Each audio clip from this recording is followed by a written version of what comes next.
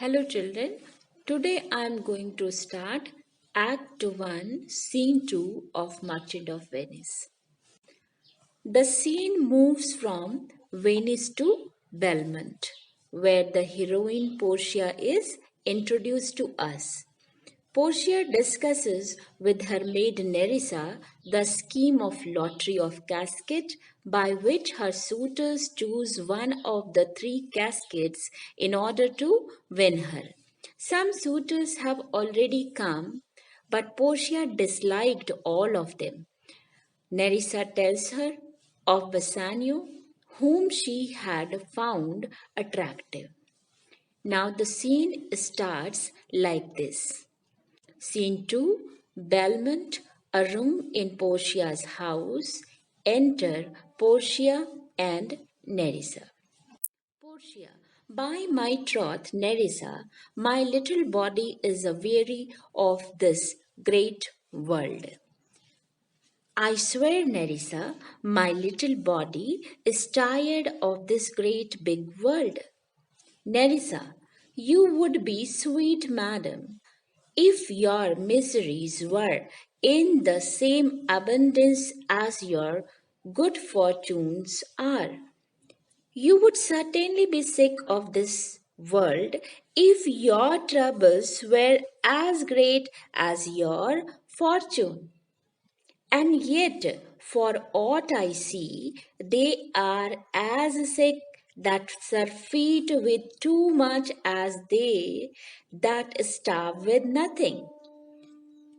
And as far as I observe that those who live in excess means those who have too much are as unhappy as those who starve with nothing, with having nothing. It is no mean happiness, therefore, to be seated in the mean. So, the best way to be happy is to be in between, means to be in middle position, neither very rich nor very poor. Superfluity comes sooner by white hairs, but competency lives longer. Having too much brings as gray hairs, while having enough to get by give you longer life. Means those who have too much grow old sooner, but those who have just enough live longer. Portia seems to agree with her and said, your words were very good. Nerissa tells her that her remarks would be better if these were acted upon. Portia retorts that it is always easy to preach than to practice. Now you see Portia's speech.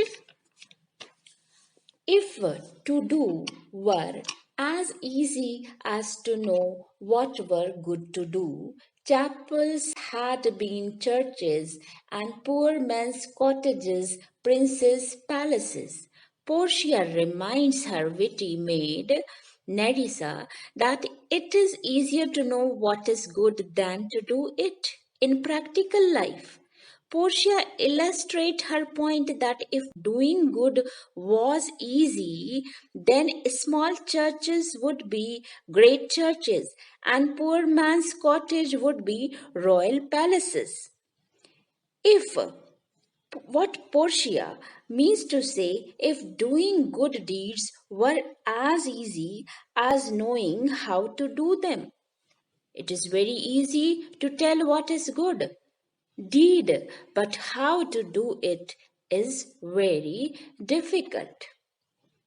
Then it is a good divine that follows his own instruction.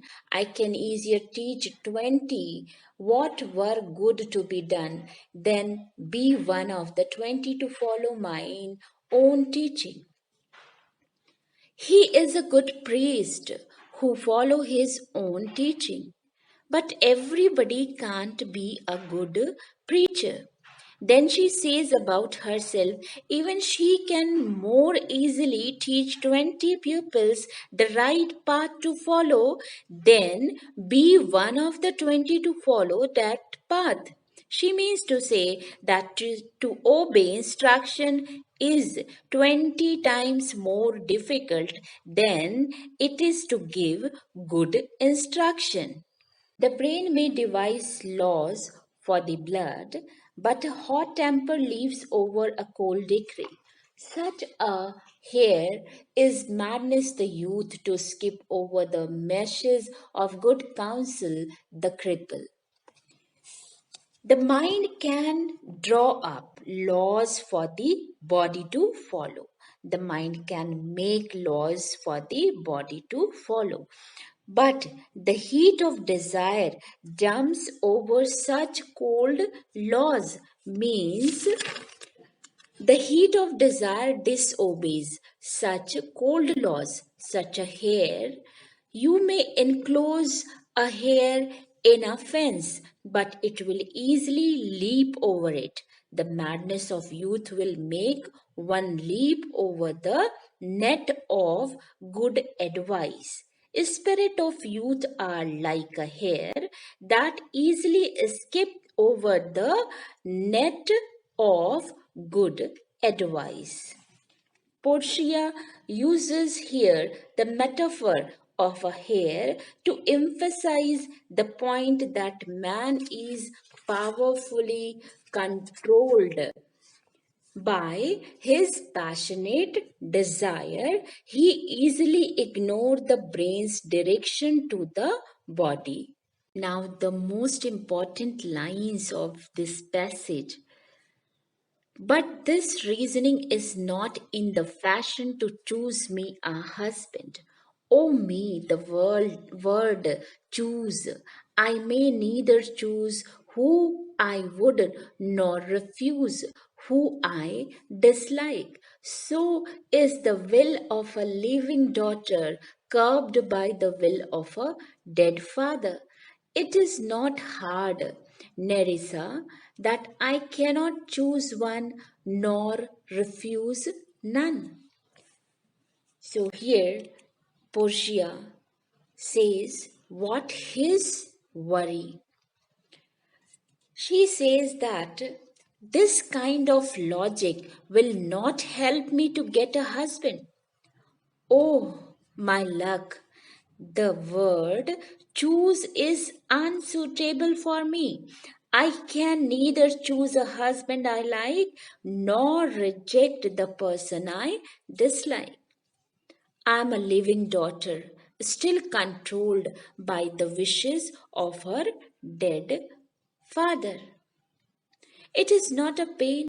Is it not a pain that I cannot choose or refuse anyone? So here Portia is also in melancholic mood.